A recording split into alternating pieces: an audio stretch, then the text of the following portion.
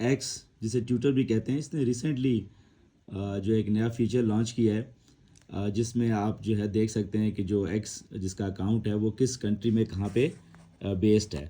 तो ये किस तरह देखा जाता है अभी हम आपको इस वीडियो में गाइड करते हैं। जी अपने एक्स पे चले जाइए और यहाँ आप आगे सर्च कर लेते हैं।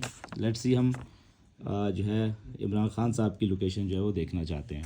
इमरान खान साहब का ट्विटर अकाउंट हैंडल जो है वो आ गया है, जो कि वेरीफाइड है। इस पर हम क्लिक कर देते हैं। अब ये उनकी प्रोफाइल आ गई है। तो अब हम देखते हैं कि ये ट्विटर अकाउंट कहाँ से ऑपरेट हो रहा है, किस मुल्क से है। तो वो उसके देखने के लिए हमें कहाँ जाना है, हमें जाना है ज्वाइन डेट। ठीक है, ये आपको नज़र आ रहा है कि ज्वाइन मार्च 2010 लिखा हुआ है। अगर हम इस पर क्लिक कर देंगे तो इस पर हम यहाँ क्लिक करते हैं तो ये हमें यहाँ ले आया।